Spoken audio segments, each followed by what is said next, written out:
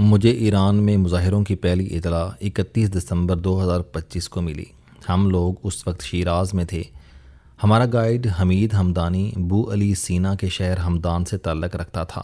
وہ مہربان، شائستہ اور بہت اچھا میزبان تھا۔ اس نے بتایا ہمدان میں تاجروں نے ہڑتال اور مظاہرے شروع کر دیے ہیں۔ اس کا کہنا تھا کہ شیراز کے تاجر بھی دکانیں بند کر رہے ہیں، چنانچہ ہمیں آج شاید سڑکوں پر افراتفری نظر آئے۔ اس کا کہنا تھا لیکن پریشان ہونے کی کوئی ضرورت نہیں۔ ایران میں ہر سال 6 ماہ بعد اس قسم کا احتجاج ہوتا رہتا ہے، تاہم ایرانی کسی غیر ملکی یا سیاح کو تنگ نہیں کرتے۔ آپ محفوظ ہیں۔ ہم مطمئن ہو گئے۔ ہمیں اس وقت تک شہر میں کسی قسم کی افراتفری نظر نہیں آئی تھی۔ میری اس شام واپسی کی فلائٹ تھی۔ میں شیراز ایئرپورٹ پر گیا، وہاں بھی حالات معمول کے مطابق تھے۔ میں پاکستان واپس آ گیا، جبکہ ہمارا گروپ مشہد چلا گیا۔ یہ لوگ 2 جنوری کو مشہد سے تہران اور 3 جنوری کو تہران سے لاہور واپس آ گئے۔ اس دوران مظاہروں اور فسادات کی خبریں آنے لگیں۔ میں بہت پریشان تھا، مگر گروپ کو کسی جگہ افراتفری دکھائی نہیں دی، جبکہ پوری دنیا کا میڈیا ایران کے فسادات کی خبروں سے بھرا ہوا تھا۔ بہرحال قصہ مختصر، ہمارے لوگ ایران میں لاک ڈاؤن سے پہلے واپس آ گئے۔ گائیڈ حمید ہمدانی نے بعد ازاں بتایا کہ ایران کے حالات اچانک خراب ہو گئے تھے۔ پورے ملک میں مظاہرے اور فسادات ہو گئے، جن میں لوگ مارے بھی جا رہے ہیں۔ وہ بار بار کہہ رہا تھا آپ ہمارے لیے دعا کریں۔ میں بھی برادر اسلامی ملک کے لیے بہت پریشان تھا۔ ایران افغانستان کی طرح ہمارے بارڈر پر ہے، اس کے حالات کی خرابی پاکستان کو لازماً متاثر کرے گی۔ بہرحال آنے والے دنوں میں ایران کے حالات خراب سے خراب تر ہوتے چلے گئے۔ 400 شہروں میں فسادات ہوئے، جن میں 3000 سے زائد لوگ مارے گئے۔ 460 سرکاری عمارتیں اور 700 بینک جلا دیے گئے۔ ہزاروں گاڑیاں تباہ ہو گئیں، جبکہ 61 مساجد کو بھی آگ لگا دی گئی۔ یہ صورتحال اپنی جگہ، لیکن امریکہ اور اسرائیل کا مظاہرین کے ساتھ کھڑا ہو جانا حیران کن تھا۔ ڈونلڈ ٹرمپ نے ایران پر براہ راست حملے کی دھمکی تک دے دی تھی۔ اسرائیل نے بھی انٹرنیشنل فلائٹس بند کر کے جنگی مشقیں شروع کر دیں۔ پاکستان، قطر اور UAE بھی ایکٹیو ہو گئے۔ یوں عام تاجروں کے مظاہروں نے عالمی جنگ کی صورت اختیار کر لی۔ آج تازہ ترین حالات یہ ہیں کہ امریکہ کا بڑا جنگی بیڑا USS ابراہم لنکن عمان کے قریب کھڑا ہے۔ اس میں 6000 جوان اور افسر ہیں۔ اس پر 3 خوفناک اور جدید ترین میزائل سسٹم نصب ہیں۔ آبدوزوں کا پورا فلیٹ بھی موجود ہے، اور فضا میں امریکی سیٹلائٹ ایران پر فوکس کر کے کھڑے ہیں۔ قطر میں امریکی بیس بھی ایکٹیو ہے۔ اس میں 10,000 امریکی فوجی اور جدید ترین جنگی ساز و سامان موجود ہے۔ اس میں F-35 جنگی جہاز بھی شامل ہیں۔ دوسری طرف اسرائیل کی فوج بھی بڑے حملے کے لیے تیار کھڑی ہے۔ ایران نے بھی آبنائے ہرمز میں جنگی مشقیں شروع کر دی ہیں۔ امریکی تجزیہ کار ڈونلڈ ٹرمپ کی جنگی حکمت عملی کے بارے میں دنیا کو مطلع کر رہے ہیں۔ ان کا خیال ہے کہ امریکہ ایران کے تمام سگنلز معطل کرے گا، جس کے بعد پورے ملک کی کمیونیکیشن کریش کر جائے گی، اور یہ اس کے بعد پاسداران کی ساری قیادت اور سینٹرز اڑا دے گا۔ یہ آیت اللہ خامنائی اور اس کے خاندان پر بھی حملہ کرے گا۔ یہ انہیں شہید کر دے گا، یا پھر وینزویلا کے صدر نکولس مادورو اور ان کی اہلیہ کی طرح انہیں اغوا کر کے امریکہ لے جائے گا۔ یہ حکومت اور پارلیمنٹ کو بھی اڑا دے گا، اور ایران کی جوہری سائٹس کے اندر گھس کر انہیں بھی مکمل برباد کر دے گا، جس کے بعد ایران پر امریکہ کا قبضہ ہو جائے گا، وغیرہ وغیرہ۔ امریکہ یہ کر سکتا ہے۔ یہ سپر پاور ہے، بدمست ہاتھی ہے۔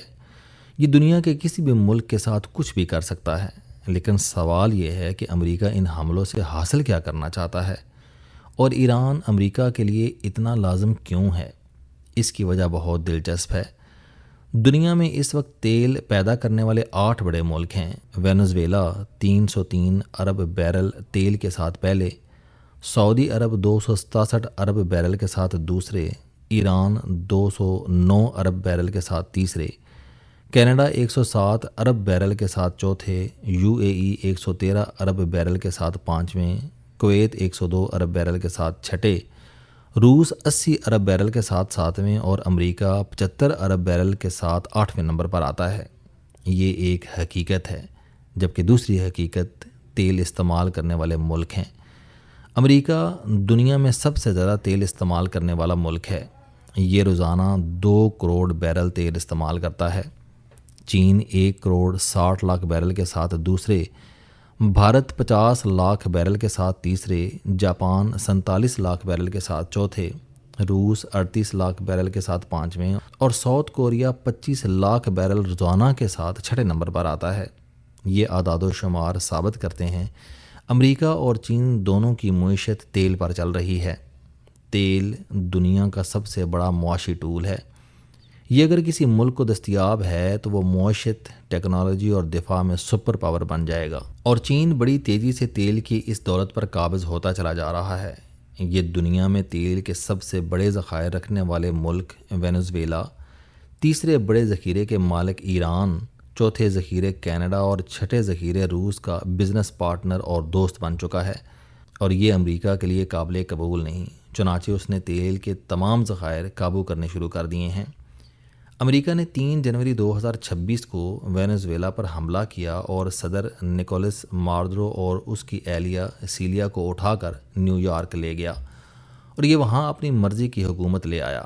ڈونلڈ ٹرمپ نے اس کے بعد وینزویلا کے تیل کے تمام ذخیرے امریکی آئل کمپنیوں میں بانٹ دیے اور یہ اب اپنی مرضی سے تیل بیچ رہے ہیں۔ ایران وینزویلا کے بعد ڈونلڈ ٹرمپ کا دوسرا ٹارگٹ ہے۔ یہ ایرانی تیل پر بھی قبضہ کرنا چاہتا ہے، جس کے بعد پیچھے صرف روس رہ جائے گا۔ ٹرمپ اسے ایک بڑی اچھی ڈیل دے رہا ہے۔ یہ اسے آفر کر رہا ہے کہ تم یوکرائن کے مزید جتنے حصے پر قبضہ کرنا چاہتے ہو کر لو، لیکن اس کے بعد جنگ بند کر دو۔ میں اس کے بدلے میں تمہیں یورپ کی آئل اور گیس کی پوری مارکیٹ دے دوں گا، بس صرف ایک شرط ہے کہ تم نے چین کو آئل نہیں دینا۔ روس اس پر راضی ہو چکا ہے۔ یہ اگلے 2 ماہ میں یوکرائن کے مزید علاقوں پر قبضے کے بعد جنگ بند کر دے گا، جس کے بعد روس سے پابندیاں اٹھ جائیں گی اور اسے یورپ کی پوری مارکیٹ مل جائے گی، جبکہ تیل کے باقی تمام ذخائر امریکہ کے ہاتھ میں آ جائیں گے۔ بھارت تیل درآمد کرنے والا تیسرا بڑا ملک ہے۔ ڈونلڈ ٹرمپ بھارت کو مئی میں پاکستان کے ہاتھوں ذلیل کرا چکا ہے۔ نریندر مودی 8 ماہ جوتے کھا کر سمجھدار ہو چکا ہے، چنانچہ یہ بھی اب روس اور ایران سے تیل نہیں خرید رہا۔ ٹرمپ نے گڈ بوائے بننے کے بعد مودی سے تعلقات ٹھیک کر لیے ہیں، بس اب صرف ایران بچا ہے۔ امریکہ جس دن اس پر قابض ہو جائے گا، پوری دنیا کا تیل اس دن اس کے ہاتھ میں ہوگا، اور یہ اس کے بعد چین کو بوند بوند کے لیے ترسا دے گا۔ یہ اس کی معیشت اور دفاع کو بھی کنٹرول کرے گا۔ چنانچہ کہانی صرف تیل کی ہے۔ میں اب آپ کے سامنے مستقبل کا ایک اور سیناریو بھی رکھتا ہوں۔ دنیا کے اگلے 6 سال بہت اہم ہیں۔ ایلان مسک کی کمپنی اسپیس ایکس میں 25,000 پروفیشنلز کام کر رہے ہیں۔ یہ اس سال ان کی تعداد لاکھ تک بڑھانا چاہتا ہے۔ ڈونلڈ ٹرمپ 2026 کے بجٹ میں اسپیس ایکس کو اربوں ڈالر دے رہا ہے۔ یہ رقم مجموعی طور پر 300 ارب ڈالر ہوگی، اور ایلان مسک اس سے خلا میں 600 نئے سیٹلائٹ فکس کرے گا جو دنیا بھر میں ایئر بورن ٹارگٹس ٹریک کریں گے۔ ایلان مسک نے 2025 میں اسپیس فورس بھی بنا دی ہے۔ یہ پروجیکٹ 2029 میں مکمل ہوگا، اور ایلان مسک اگلے سال تک پوری دنیا کا انٹرنیٹ بھی اپنے کنٹرول میں لے لے گا، جس کے بعد دنیا جہاں کے فائٹر جیٹس اور میزائل فارغ ہو جائیں گے۔ امریکہ خلا سے کسی بھی ملک کے تمام سگنلز جام کر کے پورا ملک بند کر دے گا اور کسی بھی جہاز اور میزائل کا رخ موڑ دے گا۔ دوسرا، یہ خلا سے لیزر گنز کے ذریعے کوئی بھی ٹارگٹ اڑا دے گا۔ چنانچہ اس کے بعد ایئر فورس کی ضرورت رہے گی اور نہ میزائلوں کی۔ بری فوج 20 سال سے پولیس بن چکی ہے، یہ غیر ضروری ہو چکی ہے، جبکہ ایئر فورس اور میزائل فورس اگلے 6 سال میں وائپ آؤٹ ہو جائے گی۔ اب سوال یہ ہے کہ چین اس سیناریو میں کہاں کھڑا ہے۔ چین کو اب اسپیس کی اہمیت کا اندازہ ہو رہا ہے، لہٰذا یہ بڑی تیزی سے اس میں سرمایہ کاری کر رہا ہے، جبکہ امریکہ اس کا راستہ روک کر کھڑا ہے۔ یہ تیل بند کر کے چین کی انڈسٹری کو دھچکا دینا چاہتا ہے تاکہ چین کی فیکٹریاں رک جائیں، اس سے ایکسپورٹ کم ہو جائیں۔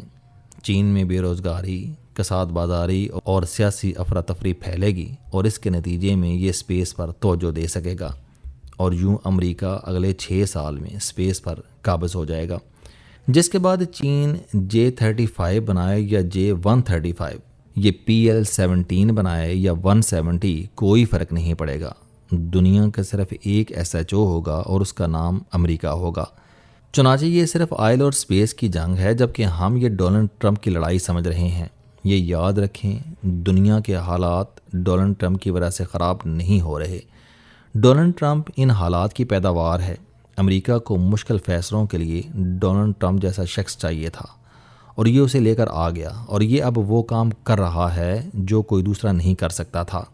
ڈونلڈ ٹرمپ امریکہ کے لیے ناگزیر تھا، یہ آ چکا ہے اور یہ اسپیس اور تیل کو امریکہ کی مٹھی میں دے کر رہے گا۔ یہ ہے ساری کہانی۔